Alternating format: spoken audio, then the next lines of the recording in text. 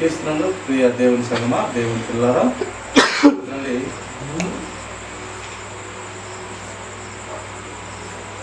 యోహాను సువార్త మొదటి అధ్యాయము 4వ వచనము 4, 5, 6 వచనాలు కూడా మనం చదువుకున్నాము. ఆయనలో జీవం ఉండెను, ఆ జీవము మనుష్యులకు వెలుగై ఉండెను, ఆ వెలుగు చీకటిలో ప్రకాశించుచున్నది, చీకటి దాన్ని గ్రహింపకుండెను. దేవుని యొద్ద నుండి పంపబడిన మనుష్యుడు ఉండెను, అతని పేరు యోహాను. చూడండి, ఆయనలో జీవం ఉన్నది కనుక ఆ జీవము మనుషులకు వెలుగై ఉన్నది. వెలుగైన దేవుడు ఆయన తిరుగులాడుచుండగా ఈ యొక్క చీకటి గ్రహింపకుండెను. వెలుగైన దేవుడు తిరుగులాడుచు ఉన్నాడు. ఇక చీకటి మనుషులమైనటువంటి మనమందరము కూడాను ఆ యొక్క వెలుగు ప్రకాశిస్తూ ఉన్నది, కానీ ఆ చీకటి మనుషులమైన మనమందరము కూడా ఆ వెలుగును గ్రహింపలేక ఉన్నాము. గ్రహింపలేకే యేసుక్రీస్తు ప్రభువారు వచ్చారు. అలాగే ఈ బాప్తిసం ఇచ్చు యోహాను కూడా ఆయనకు సాక్షిగా ఆయన పరలోకం నుండి పంపబడినాడు. కనుక పరలోకం నుండి పంపబడిన యొక్క బాప్తిసం ఇచ్చు యోహాను సాక్ష్యం ఇచ్చుటకే ఆ యొక్క సత్య స్వరూపయకు దేవుని ఆ యొక్క యేసుక్రీస్తు ప్రభువారికి సాక్ష్యం ఇచ్చుటకే ఈయన ముందుగా 6 నెలలు ముందుగా ఆయన పుట్టి అడవిలో ఆయన ఆ యొక్క అడవి తేనెలు అలాగే మిడతలు తింటూ ఆయన ఒక కేక వేస్తూ అరణ్యంలో తిరుగుతూ ఉండాను పక్కగా. కనుక ఆయనకు సాక్షిగా బ్రతికినాడు ఆయన. మనమందరం కూడా ఈ సమయంలో ఇంతమంది గొప్ప సాక్షి సమూహం గ్రంథంలో ఉన్నారు. కనుక నీవు నేను అందరము కూడా క్రీస్తు వారికి, ఆ పరిశుద్ధునికి, ఆ యొక్క నిష్కలంకునికి, ఆ యొక్క యథార్థత కలిగిన ఆ పవిత్రునికి మనము కూడా సాక్షిగా బ్రతకాలి. ఎందుకంటే ఆయన మనము బాగుండాలని వచ్చినాడు. మరణ శాసనం రాసినటువంటి వాడు మరణమైతేనేది చెల్లుడని వచ్చినాడు. ఆయన మరణానికి చాలా కారణాలుగా వచ్చినాడు. ఆయన అలాగే మరణాన్ని జయించడానికి వచ్చినాడు. ఆ యొక్క కలవరశిరంలో పానం పెట్టి ఆ రక్తమంతా కార్చి, ఆ కార్చిన రక్తం ద్వారా ప్రపంచాన్నంతా మార్చాలనుకున్నాడు. ఆ విలువైన రక్తం ద్వారా మనల్ని పవిత్రులుగా చేయాలనుకున్నాడు. పవిత్రులుగా చేసి ఆయన రాజ్యం పిలుచుకోవాలనుకున్నాడు. కనుక ఆయన యథార్థత ఆలోచన, ఆయన ప్రణాళిక, ఆయన ప్రత్యక్షత చాలా గొప్పవి. కనుక మనమందరం కూడా ఆయనకు సాక్షిగా బ్రతకాలి ఈ లోకంలో.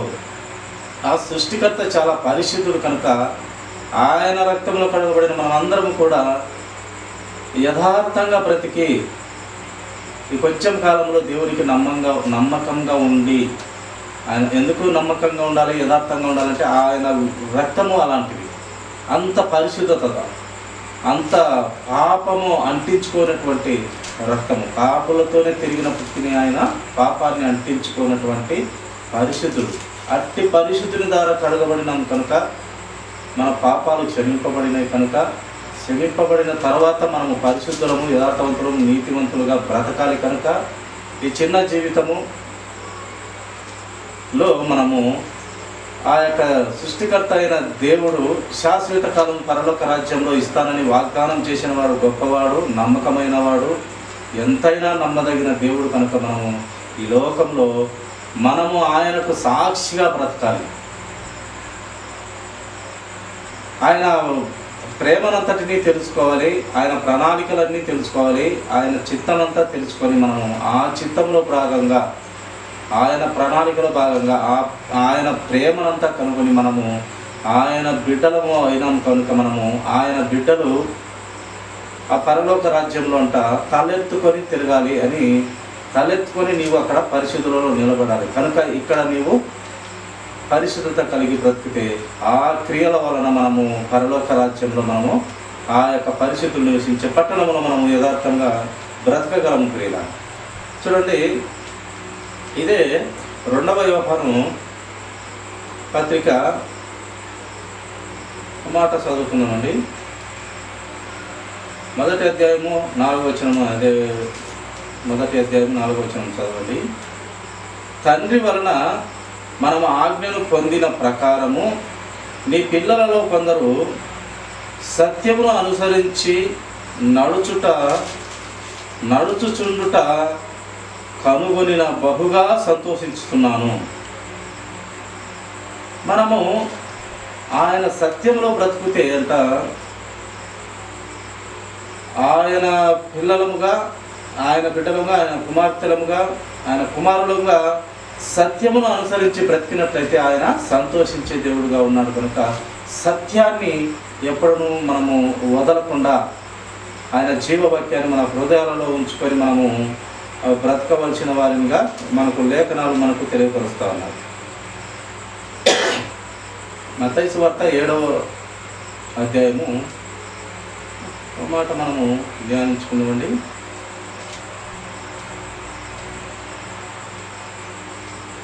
మత్తయి సువార్త 7వ అధ్యాయము 11వ వచనము. పరలోకమందున్న మీ తండ్రి తన్ను అడుగువారికి అంతకంటే ఎంతో నిశ్చయముగా మంచి ఈవులను ఇచ్చును. మనము చూడండి, తండ్రి చిత్తములో ఆయనకు అంగీకారం అయితే మనము అడుగుదానికన్నా ఆయన ఎక్కువగా ఇచ్చే దేవుడుగా ఉన్నాడు.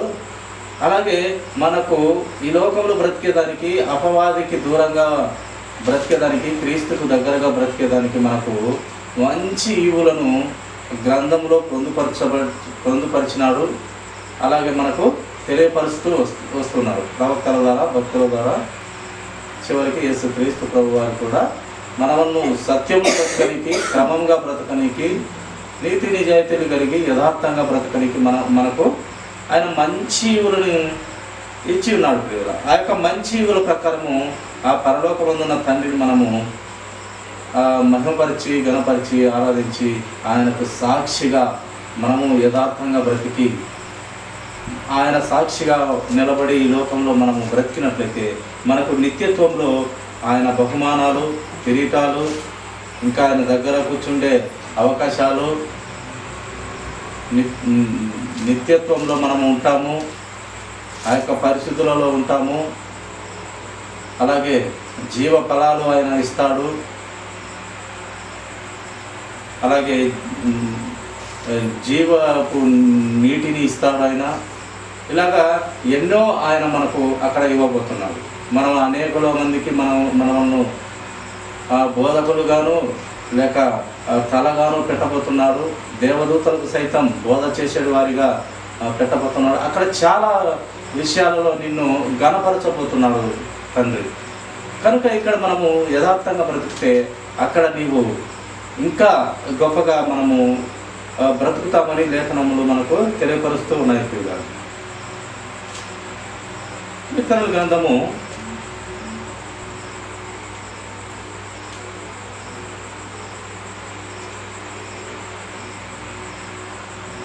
63వ అధ్యాయము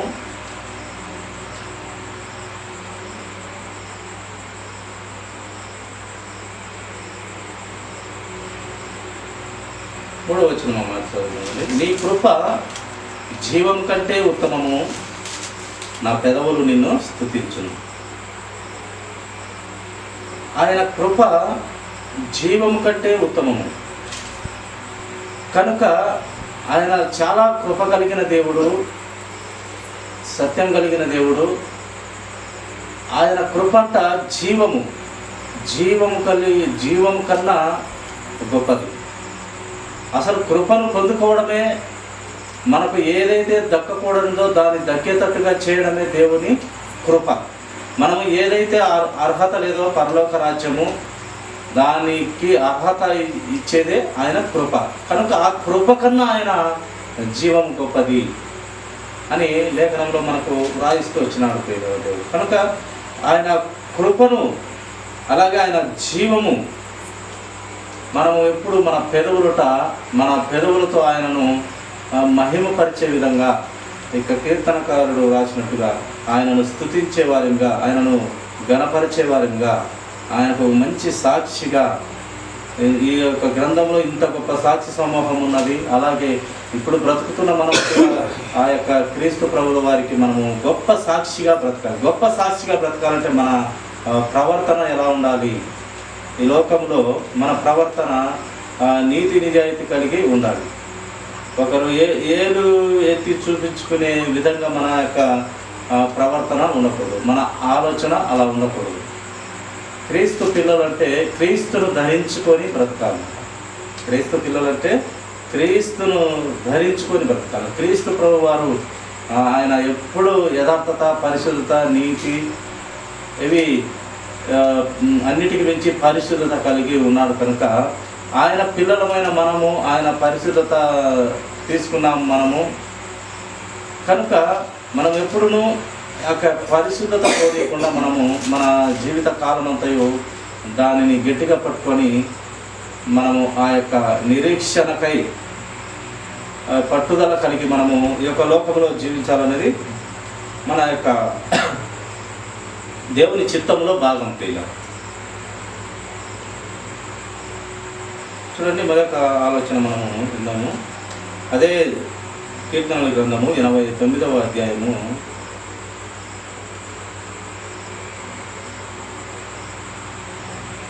7వ వచనము చదువుము. పరిశుద్ధ దూతల సభలో ఆయన మిక్కిలి భీకరుడు, ఆయన చుట్టూ ఉన్న వారందరికంటే భయంకరుడు. ఆ యొక్క పరలోక రాజ్యంలో పరిశుద్ధ దూతల కంటే ఆయన మిక్కిలి భయంకరుడు, మిక్కిలి పరిశుద్ధుడు. ఆయన చుట్టూ ఉన్న వారందరికంటే ఆయన భయంకరుడు. అందుకే ఆయనను 24 పెద్దలు, పెదవులు, శరాబులు నిత్యము మానక ఆయన పరిశుద్ధుడు, పరిశుద్ధుడు, పరిణములు, శరూపుడు. ఆ యొక్క దేవదూతలు కోటాను కోట్ల దేవదూతలు ఆయనను స్తుతిస్తూ మహిమపరుస్తుంటారు. ఎందుకు ఆయనను స్తుతిస్తారు, మహిమపరుస్తారంటే ఆయనలో ఏ యొక్క సంబంధమైనటువంటి క్రియలు ఆయనలో లేవు. ఆయన సత్యమే ఉంటుంది, ఆయనలో యథార్థతే ఉంటుంది, ఆయన పరిశుద్ధతే ఉంటుంది. ఆయన ఎన్నో కార్యాలు, గొప్ప గొప్ప కార్యాలు చేసినటువంటి వాడు, ఈ లోకాన్నంతా ఏలుతున్నటువంటి వాడు. ప్రతి ఒక్కరి హృదయాలను పరిశీలించే దేవుడు. అందరి కోసము ఆయన అందరి హృదయాలను పరిశీలిస్తున్నాడు. ప్రతి కుటుంబాన్ని ఆయన పరిశీలిస్తూ ఉంటాడు, గమనిస్తూ ఉంటాడు. మనము వంగుట, లేచుట, నిలుచుట, మనము ఏమి చేస్తున్నాము ఆయన గమనిస్తూనే ఉంటాడంట ప్రియుల. అందుకే కీర్తన గ్రంథంలో వ్రాయబడుతూ వచ్చింది, మనము నిల్చున్నా, లేచినా, వంగినా, ఏ కదిలినా, ఏం చేస్తున్నా ఆయన గమనిస్తూ చూస్తూ ఉంటాడంట. కనుక అట్టి పరిశుద్ధుడిని అక్కడ నిత్యము ఆయన అక్కడ ఆరాధించబడుతున్నారు. ఇక్కడ కూడా మనము ప్రతినిత్యము ఆ సృష్టికర్త అయిన ఆ యొక్క పవిత్రుడు, యథార్థవంతుడు, నీతిమంతుడిని మనము ప్రతినిత్యము ఆయన నోటి మాటల ద్వారా, ఆయన ఇచ్చే మంచి ఈవుల ద్వారా మనము బ్రతుకుతూ మన యథార్థత, పరిశుద్ధత చివరి వరకు కాపాడుకుంటే, ఈ కొద్ది కాలం ఇక్కడ కాపాడుకుంటే మనకు ఎక్కువ కాలము, మరణమైన తర్వాతనే చాలా ఎక్కువ కాలం ఉన్నదని ఏం చెప్తోంది గ్రంథము, బైబిల్ గ్రంథము, భక్తులు, క్రీస్తు ప్రభు వారు చెప్తున్నారు. మరణమైన తర్వాత చాలా విలువైన ఎక్కువ జీవితము అక్కడ ఉంది. ఇక్కడన్నా మనము ఈ యొక్క శరీరంతో, పాపపు శరీరంతో బ్రతికి దేవుణ్ణి ఇక్కడ మహిమపరుస్తూ బ్రతుకుతూ ఉంటాము. అక్కడైతే ఇలాంటి శరీరాలు అక్కడ మనం ఉండము. రక్త మాంసాలతో కూడినటువంటి శరీరాలు అక్కడ పరలోక రాజ్యంలో ఉండవు. కనుక అక్కడ మహిమ శరీరాలు, ఆ దేవదూతల వల్లే మనము మహిమ శరీరాలతో ఉండి అక్కడ యేసు క్రీస్తు ప్రభు వారిని మనం కొనియాడుతుంటాం, పూజిస్తుంటాం, గణపరుస్తుంటాం. ఇక్కడ ఉన్న ఆనందం కంటే మరింత రెట్టింపు ఆనందమైన పరలోక రాజ్యంలో ఆయన పెట్టి ఉన్నారు. కనుక ఈ కొంచెంలో మనం నమ్మకంగా మనము కాపాడుకుంటే, ఆ రక్షణ పోకుండా కాపాడుకుంటే, ఆ పట్టుదలగా, ఆ నిరీక్షణ కలిగి, ఆ ఓర్పు కలిగి క్రీస్తులో మనం ఎదిగితే, క్రీస్తు కోసం మనం బ్రతికితే, అక్కడ మనకు మంచి జీవితాన్ని అక్కడ ప్రభు మనకు ఇవ్వబోతున్నారు. చివరిగా ఒకే మాట చూసుకొని మనం ముగించుకుందాము.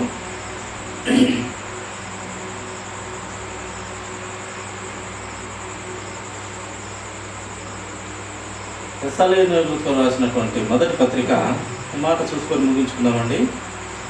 తెస్సలోనికీయులకు రాసినటువంటి మొదటి పత్రిక 4వ అధ్యాయము 5వ వచనం మాట చదువుతున్నాము. పరిశుద్ధత యందును ఘనత యందును తన ఘటమును ఎట్లు కాపాడుకొనవలెనో అది ఎరిగి ఉండుటయే దేవుని చిత్తము. చూడండి, పరిశుద్ధత యందు ఘనత యందును మన శరీరాలను ఎట్లు కాపాడుకోవాలనో, మనం తన ఘటమును ఎట్లు కాపాడుకోవాలనో అది ఎరిగి ఉండుటయే దేవుని చిత్తము. మన శరీరాలను అంట ఎలా కాపాడుకోవాలో తెలుసుకోవడమే అంట దేవుని చిత్తము.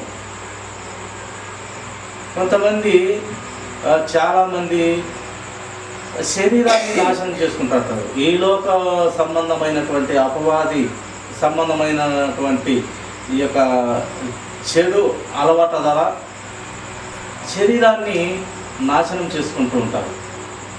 ఒక తాగుడే కానివ్వండి, ఏదైనా ఒక సిగరెట్ బీడే కానివ్వండి, దానికి బానిసైపోయి శరీరాన్ని నాశనం చేసుకుంటుంటారు. ఒక ఒక్కాకే కానివ్వండి, ఒక సినిమా సీరియల్లే కానివ్వండి, ఇది ఆత్మకు ఇంకా దెబ్బ, సినిమాలు సీరియల్. అలాగే ఈ ఒక్కకు ఆ యొక్క చెక్కల పొడి ఏందంతా తిని మింగి అది శరీరంలోకి వెళ్ళిపోతుంటుంది. అలాగే ఈ పొగ తాగుతుంటారు, అది దేహంలోకి పోయి ఊపిరితిత్తులంతా నాశనం చేస్తూ ఉంటారు. ఈ మత్తు పదార్థము లేక మత్తు పానీయము తాగే వారి జీవితము ఈ యొక్క బాడీలో ఏదో ఒక అవయవం మీద ఎఫెక్ట్ కొట్టి అవి దెబ్బతీస్తూ ఉంటాయి. కానీ దేవుని వాక్యం మనకు తెలియపరుస్తూ ఉన్నది, ఏమని చెప్తూ ఉన్నదంటే, మన శరీరం అంట ఎట్లా కాపాడుకోవాలి.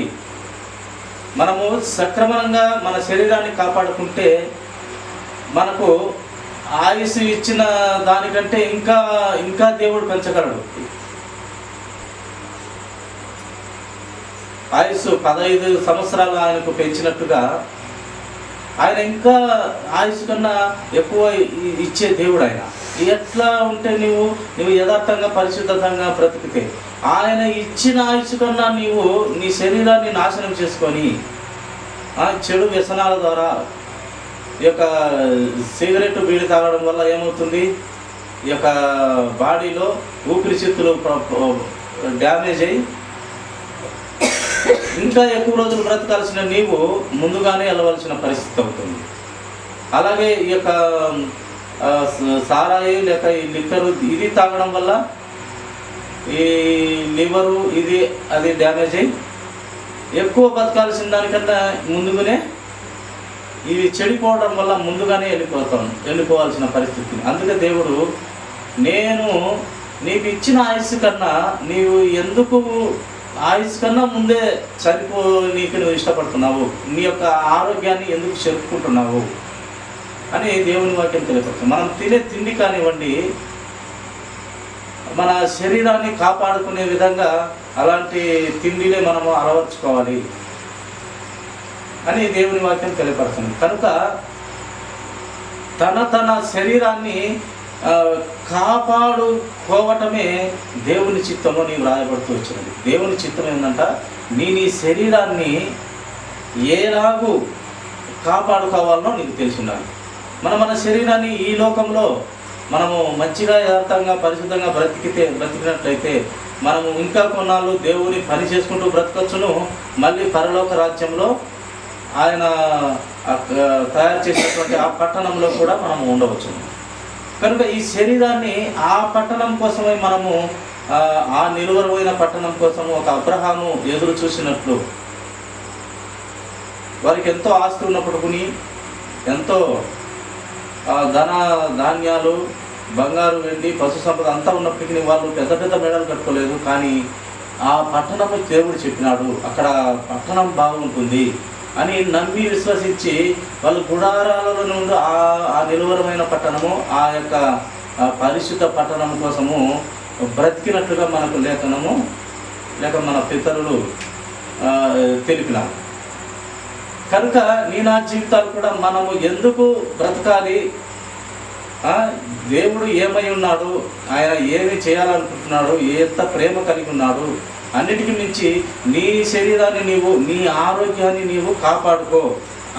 నీ ఆరోగ్యాన్ని కాపాడుకోవడమే దేవుని చిత్తము. పరిశుద్ధత యందును ఘనతగా ఈ లోకంలో పరిశుద్ధత కలిగి బ్రతకడము, ఘనత కలిగి బ్రతకడము, తన శరీరములను ఘట్టము అనగా తన శరీరమును ఎట్లు కాపాడుకొనవలెనో అది ఎరిగి ఉండుటయే దేవుని చిత్తమని రాయబడినది. కనుక మన శరీరాలను దేవుని చిత్తమంట మనము కాపాడుకోవాలి. మన శరీరాలను కాపాడుకునేది దేవుని చిత్తం. అది నీ శరీరం మీద నీవు శ్రద్ధ పెట్టి ఆరోగ్యవంతంగా బ్రతకాలనేది దేవుని చిత్తము.